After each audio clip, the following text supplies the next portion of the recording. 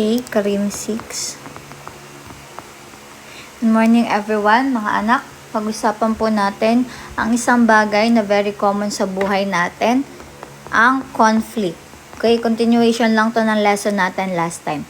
So again, pag sinabi natin conflict, ano agad yung pumapasok sa isip natin? Away, argument, misunderstanding, family problem, sa work, or relationship problem. So, correct, ano? Pero class, importante na maintindihan natin, no, mga anak, na ang conflict is not always the synonymous with the violence or fighting. Kasi yung conflict, it can simply mean that the two people or yung groups, they are different, incompatible wants, need, goals, ideas, or obligation, no?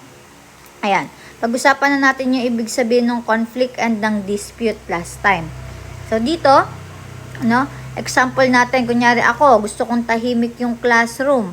Ano, tas kayo, gusto nyong mag-discuss with your classmate. Kunyari, magkaklase lang tayo ha. Ako, gusto kong tahimik sa classroom. Kayo, gusto nyo may kausap kayo. O, hindi naman kayo nakikipag-away sa akin, pero there is already a possible conflict. Because syempre, magkaiba yung preference natin and yung goals natin may not be exactly the same. So, according to Nicholson, sinabi niya dito na yung conflict, it happens when conscious individuals or yung group want to perform action that are mutually inconsistent, no? Concerning their wants, needs, obligations. So again, yung conflict, it can happen when what I want conflicts with what you want. Or when achieving my goal that makes it difficult for you to achieve yours. Okay? So, it's simple. Meron tayong 3 words, no? The different na possible magkaroon ng conflict. The different goals plus incompatible interest, no, is equal to possible, at saka dagdag natin dito yung interaction, is equal to possible conflict. Okay? So, ayan.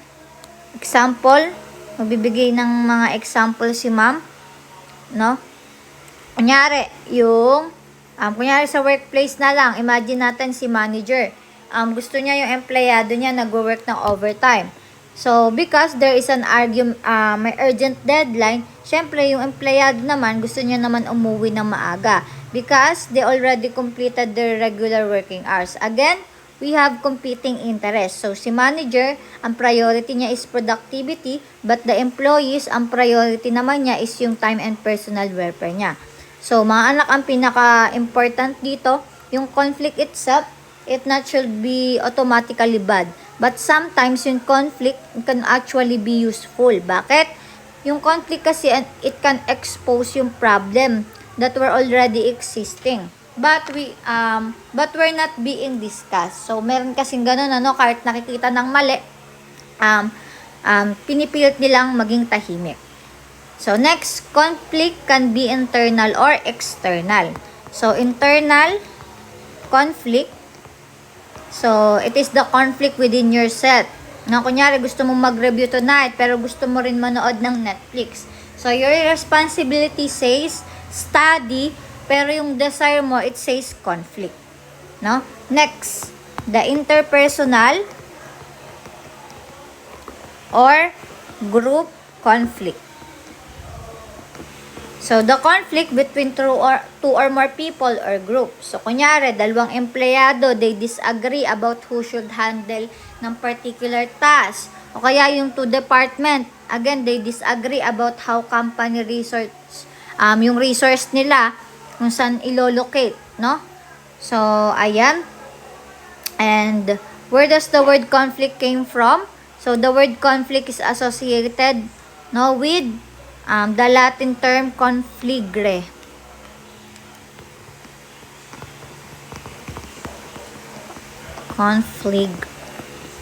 Confliger or confligere.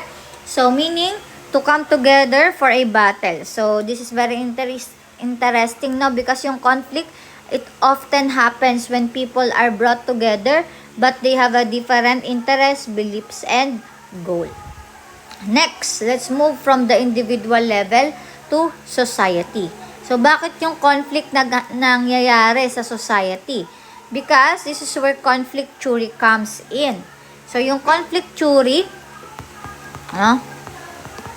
wait lang for a while ha, medyo maingay. Makihinaan yung TV. Sobrang lakas ng kaarap na tuturo ako. So, we have the conflict theory. Okay? So, it says that yung conflict, it can arise because sa resources, sa power, sa status, and sa opportunity. No? Hindi kasi pantay yung pagdidistribute. So, kapag hindi pantay yung power o yung binigay sa'yo, possible magkakaroon ng conflict. Example, sa kumpanya, there are 100 workers. So, yung workers, the workers produce millions of pesos in value. But syempre, yung management, they control the company resources and sila yung nagde-decide ng salary, ng schedule, and working condition. So, if worker feels that the distribution is unfair, syempre, may madadevelop na conflict. Okay? Next, we have the Karl Marx and class conflict. Okay? So, conflict theory, it is strongly associated with Karl Marx. So, si Marx, nakafocus siya sa class ng conflict, particularly sa dalawang major group. No? The bourgeois. So, this is the owner of the means of production. Example, yung owner ng business or ng factory or ng capital. Basta sila yung may-ari, sila yung mga matataas. And pag proletariat, so they are the working class. So sila yung instigma, mabababa, sila yung nagtatrabaho. They sell their labor para maka-earn ng money. So imagine may factory. So the owner of the factory, the owner owns the factory, yung mga machines and yung pera, but the workers, they operate the factory and provide the labor. So, if the owner, kung gusto niya mag-reduce ng labor, so, yung cost ng workers, gusto kasi nila mas mataas yung wage nila. So, there is a potential conflict. Okay? So, sometimes yung conflict kasi, it can produce by different position, interest, and power. No? So, yan yung pinaka-important lesson pagdating sa conflict theory. So, let's ano yung pinagkaiba ng conflict theory? So, si Karl Marx, yung conflict theory, it influenced many other approach in understanding society. So, una, meron tayong feminist theory. So, the feminist theory looks at conflict and inequality through the lens of gender and power. So, are men and women given equal opportunities, status, power, or resource? Diba? Minsan hindi. So, some important concern pagdating dito sa feminist theory, yung gender discrimination, yung unequal opportunities, na porket hindi tinatanggap sa trabaho yung mga babae dahil hindi daw nila kaya yung gawaing panglalaki. Yung pang-stereotype, yung gender roles, the sexual violence, the objectification, ayan. Pati na yung patriarchy. Ano ba yung patriarchy? Pag sinabi kasing patriarchy, it refers to the social structures and yung mga practices na mga lalaki, they have greater power or sila yung may authority. That's why yung mga kababaihan, they experience disadvantage or oppression. No? Kunyari, dalawang empleyado, same naman ng position, same ng ginagawa, same ng qualification, but yung isa, nababa yung sahod kasi babae siya. So, what is the issue present? Dito is the gender inequality and discrimination. So, ang main goal ng feminism is to support the social, economic, and political equality of the sexes. So, feminism is not only simple women versus men. So, yung pinaka-central concern dito is equality, addressing the gender-based inequality and oppression. So, meron tayong several approach pagdating sa feminism. Una is the liberal feminism. So, liberal feminism focuses on achieving equality pagdating sa batas, sa edukasyon, sa policy, and equal opportunities. So, change the system through reforms. No? Kunyari, equal access pagdating sa edukasyon at trabaho. Next, the Marxist feminism. So, Marxist feminism connects women oppression to economic structure and capitalism. So, nakapokus naman to sa mga issue kung saan unpaid household labor and economic dependence. Next, the radical feminism.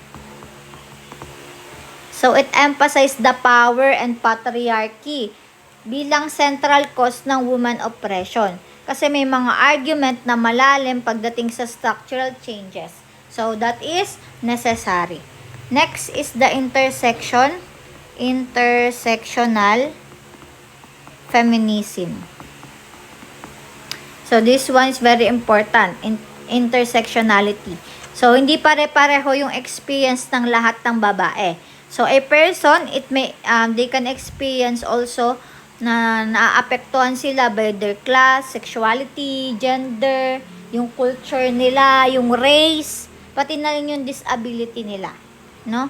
Ayan. Next, we have the critical race theory.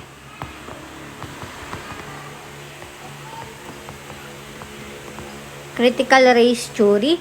So, the theory, the CR, mas kilala bilang CRT. So, it examines the relationship among race, racism, law, institution, and society.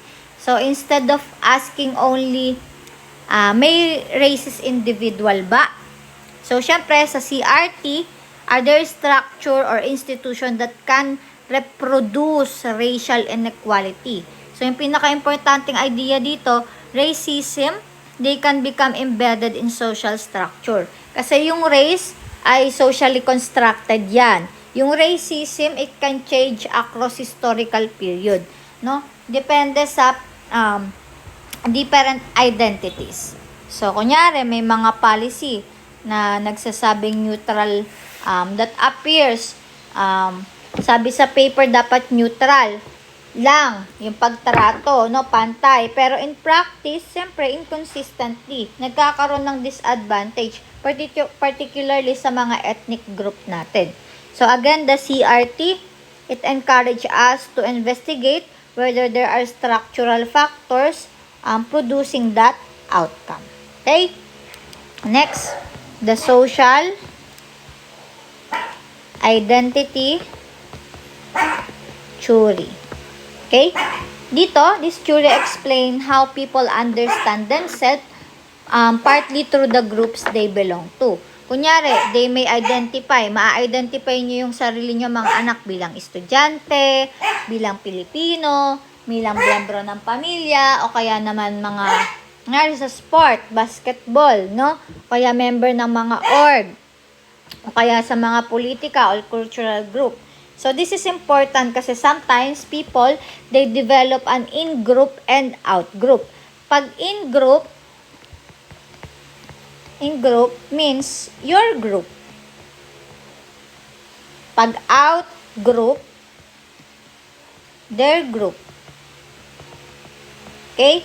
So, kunyari, imagine, dalawang school organization, they competing. So, mas magaling yung, sasabihin, mas magaling yung organization namin. Hindi, mas magaling kami. So, if group identity becomes too strong, so disagreement can become conflict. So, sometimes people are not fighting only about the issue, but they also defending their identity and belonging. So, pasok yan dyan. Next, we have the post-modernism,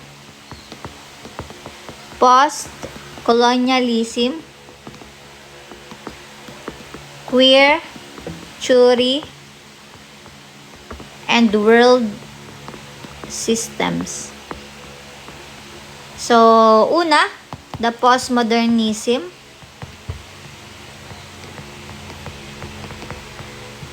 So, the postmodernism question the idea that there is always one single universal way of understanding society.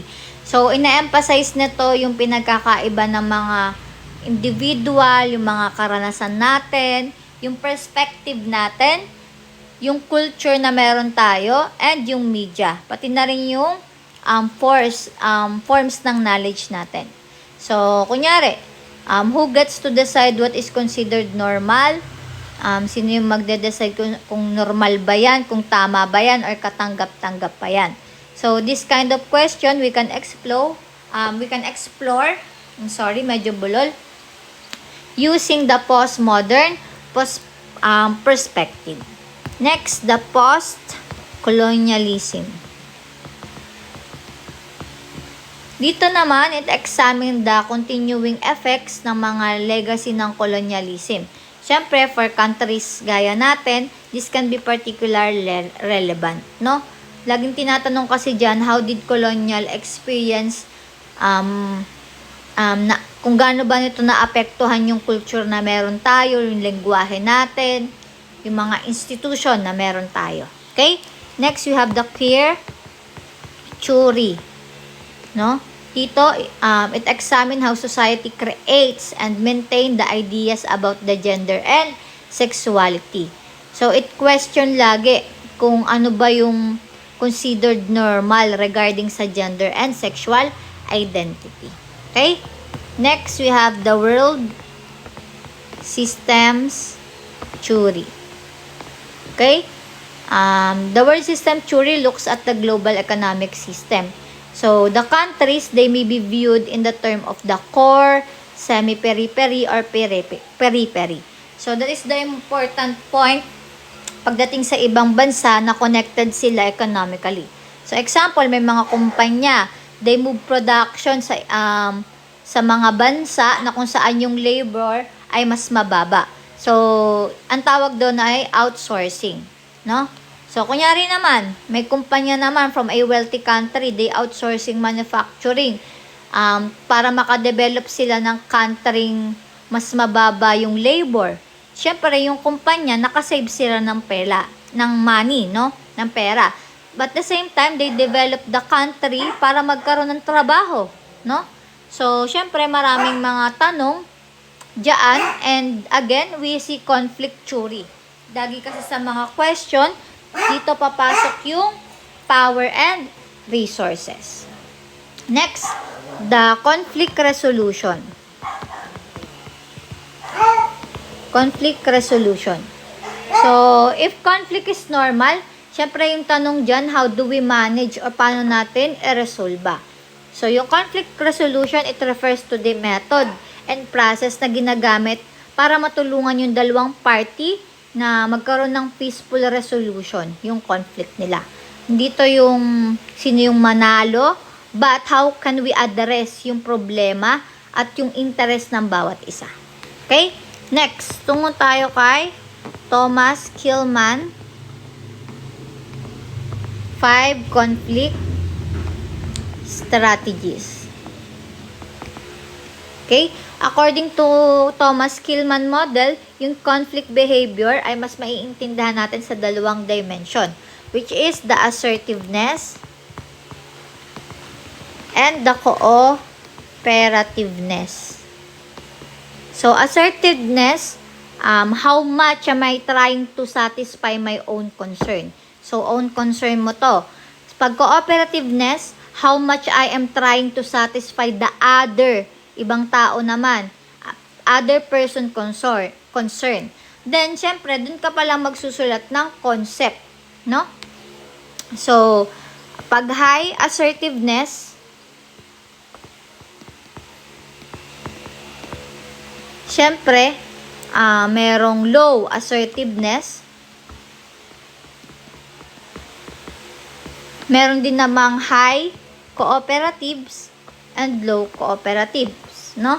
At dyan, it will introduce yung 5 strategies na meron. Okay? Diyan magmumula yung 5 strategies natin. Number 1, kapag merong problema or conflict, maalin lang yung ginagawa natin dito. Number 1, avoiding. No?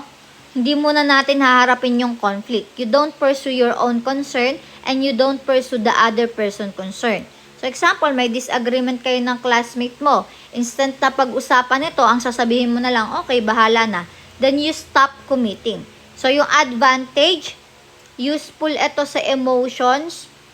It is useful if emotion are very high and kailangan mo muna ng time para mag-cool down. But the disadvantage, kung palaging iiwasan, syempre yung problema, hindi yan mariresolba. Okay, that is avoiding. Next, competing. No, taas ng pride. Competing, I want to win. So, highly assertiveness yan. But low sa cooperation. Kunyari, sinabi mo, I don't care what you think. Ito yung decision ko. No? So, yung pinakamainam na gawin or immediate action ay kailangan. So, there are also important rules. It must be enforced. No? That's why yung safety natin ay kailangan. So, hindi ito always appropriate itong competing sa teamwork because someone ay kailangan may manalo while yung isa magsasuffer sa relationship. Kunyari, ng dalawang workers. Okay? Next, 3. Accommodating. Accommodating or I give way. So, you prioritize the other person concern over your own. Okay? Example, sinabi mo, ikaw naman, okay, ikaw na ang masusunod. So, the issue is more important to other person para ma-preserve yung relationship. But, syempre, may isip mo rin na mali ka. So, too much accommodation can create resentment. Okay? Next, collaboration or collaborating. So, let's find a solution para ma-address yung issue ng bawat isa. So, this is both highly assertiveness and highly cooperative. O, kunyari, yung isang bata sabi, gusto ko face-to-face presentation. Yung isa naman, gusto niya recorded presentation. So, in collaborative approach, can we do live presentation but also record it so we have backup. So, syempre, na-consider yung dalawang concern doon. So, yung pinaka-idea sa collaborating, win-win situation. Okay? Next, compromising. So, both sides, they give up something. So, walang nakuha silang dalawa. Kunyari, pagpasok sa school, yung isa, sabi 10 a.m. Gusto niya 10 a.m., yung isa 2 p.m. Therefore, nag-agree sila na 12 na lang sila papasok. So, the both side make a concession. But compromise, it is usually faster than, mas mabilis to kaysa sa collaboration. But, yung collaboration, it tries to discover ng solution that fully addresses yung mga same interest nila. Okay? So, next, we have the alternative dispute resolution.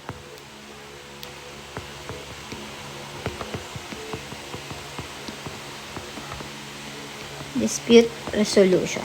Okay? Let's connect yung conflict resolution to Philippine law. Okay? Napag-usapan na rin naman natin yung iba dito, but dito mas specific natin. So, ang important law natin dito is the RA 9285 or mas kilala bilang Alternative Dispute Resolution Act of 2004. Ano ba yung Alternative Dispute Resolution or mas kilala bilang ADR? Okay? ADR, it refers to the process used to resolve yung dispute outside the ordinary court adjudication. So, often within the assistance of a neutral party. So, kasama dyan yung pinag-usapan natin na mediation, conciliation, arbitration. Okay, napag-usapan na natin to, no? So, we have then, dagdagan natin, early, neutral, evaluation, and mini trial or combination of mediation plus arbitration. Okay? Again, pag mediation, may facilitator, may mediator na makakatulong sa dalawang parties to communicate, negotiate, and magkaroon ng agreement. Hapyawan na lang natin to, na-discuss naman na natin to. So, the mediator does not, hindi siya magde-decide kung sino yung tama at sino yung mali. But, both parties themselves, they need to work toward their settlement. Okay? So, mediator, it helps the parties to talk and negotiate. Pag conciliation naman, it is also assisted by a neutral third party. But the conciliator, siya yung magbibigay ng advice para makatulong sa dalawang partido to reach an agreement. So, it helps the parties to reach acceptable settlement. Arbitration, ito yung iba, because the parties, they submit their dispute sa mga arbitrator. They resolve the dispute by rendering a reward. So, again, mayroon tong reward or nadala na to sa arbitration. Okay? So, again, mediation, parties decide, arbitration, arbitrator decide. Okay? So, yan ang pinagkaiba ng dalawa. So, ang mediator, yung role niya, facilitate, communicate, and negotiate. Arbitrator, acting in the decision-making role, and render, no, mabigyan ng award. Okay? So, why is ADR important? No, tong RA 9285. So, in the Philippine institutionalized, why did Philippine institutionalize this ADR? No, ano yung rason? Bakit nagkaroon tayo ng ADR? Una, yan, speedy resolution of dispute, mapabilis yung mga dispute, impartial justice, party autonomy, efficient dispute resolution, ang mga parang dinadalhin sa korte, reduce the burden of courts, no, and party autonomy. Okay? Importanteng concept yung party autonomy. Kasi pag sinabing party autonomy, the parties have freedom to participate and to decide their dispute. It can be also resolved na nakadepende sa batas natin. Okay? So, next we have the confidentiality in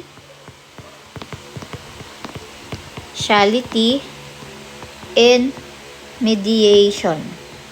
Okay? Another important concept under the RA 9285 is the confidentiality. So, this is the information obtained through the mediation and it is treated as the privileged and confidential. So, subject to the exception ng batas.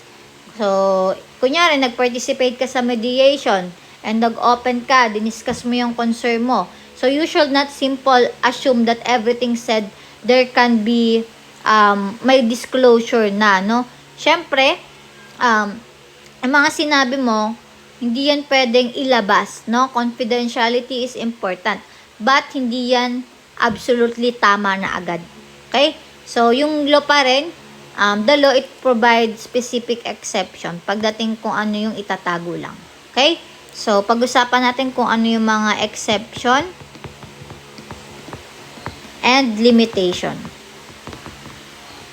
So, the RA 9285 does not apply to every possible dispute. So, may mga ibang matter lang na nag-identify dito. Okay? Kunyari, the certain labor dispute discovered by the labor code. Yan. Except yan. Civil status. Okay? Validity of marriage. Kasi paano kapag mag-asawa yung magkaaway? Legal separation. Okay? Jurisdiction of courts, future legitimate, criminal liability, at iba pang matters na that cannot legally be compromised. So, tandaan lang, not every conflict ay basta masosolve ng ADR. So, yung nature ng dispute kasi ay applicable lang in law matter. Okay? So, ayun lang naman, di na natin papahabain. Gusto ko lang na matandaan nyo that conflict again is not simple about people fighting. Conflict is often about the needs, interests, goals, yung power, yung identity, yung resources, and perception natin. So, So, if we only look at the surface, we might say, nag-aaway lang sila. But syempre, as future professional, we need to ask, why are they fighting? Ano ba talaga yung nangyari? Ano yung pinagmulan? No? So, sometimes we need to step back and sometimes we need to stand our ground. No? Minsan, kailangan din natin mag-give way and we need to compromise. But, when possible, kailangan matutunan natin yung collaborative or collaborate. Because the best conflict resolution ay hindi laging kung sino yung panalo, no? Kung sino lagi yung tama. It's about finding the solution na totoo namang mag-a-address sa totoong problema. At para din matulungan yung tao na mag-move forward. So, laging wag nating isaulo na kung sino yung tama. So, the problem, laging tanong lang, what is the problem? Ano ba yung interest ng bawat isa? At paano susolusyonan? So, yun dapat ang maging mindset para magkaroon ng effective resolution. Okay? So, yun lang mga anak, and hope na nag-lecture kayo dahil mag-check ako ng notebook. Mag-provide po kayo ng notebook. Pag-usapan na lang natin kung anong color yung